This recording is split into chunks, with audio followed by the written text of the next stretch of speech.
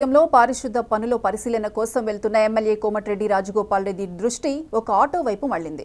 School పిల్లల్ని ఆటోలో నిండుగా ముందు కూర్చోబెట్టి తీసుకెళ్తుండగా ఆటోని ఆపారు. ఆటోలో ఇలా తీసుకెళ్లడం ప్రమాదకరమని చెప్పి ముందు కూర్చున్న విద్యార్థులను వెనక కూర్చోబెట్టి ఆటోను పంపించారు. కెపాసిటీకి మించి ఇలా విద్యార్థులను ఆటోలో తీసుకెళ్లడం వల్ల ప్రమాదం జరిగితే ప్రాణనష్టం జరుగుతుందని, అలా తీసుకువెళ్లవద్దని ఆటో డ్రైవర్ను ఎమ్మెల్యే హెచ్చరించారు.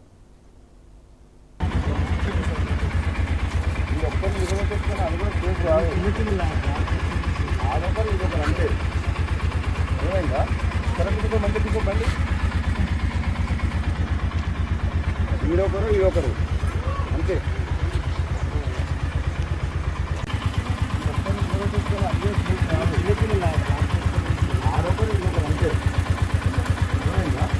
ప్రతి ఒక్కరూ మనం ఆలోచన చేయాల్సింది ఏంటంటే ఈ బడి అంటే ఇది దేవాలయంతో సమానం.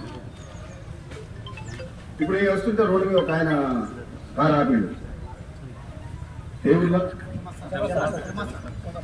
గుడి చూసిపోమన్నది. నేను అప్పుడే నా మైండ్ వచ్చింది, ఫస్ట్ గుడి కాదు నేను పోవాల్సింది బడికి అని. అందుకనే నేను ఈ ప్రోగ్రామ్ పెట్టే సంగతి కూడా నాకు తెలియదు. నేను ఓన్లీ పులిపల్లిలో గ్రామానికి వస్తా అని చెప్పినాను. కానీ ఆ కూరగాయల అమ్మ చెప్పిన దాని ప్రకారం చూస్తే ఈ ఊరు నుంచి 3 పిల్లల్ని ఆడపిల్లలు బయటికి పంపిస్తున్నా, ఫస్ట్ బడి చూస్తా అని చెప్పిన. బడి మంచిగా ఉందంటే ఊరంతా మంచిగా ఉన్నట్లు లెక్క. ఇప్పుడు మనందరం కష్టపడేది ఏంది మన పిల్లల కోసమే కదా. ఇక్కడ మీరు అందరూ కూడా ఒక్కసారి గుండె మీద చేసుకోండి.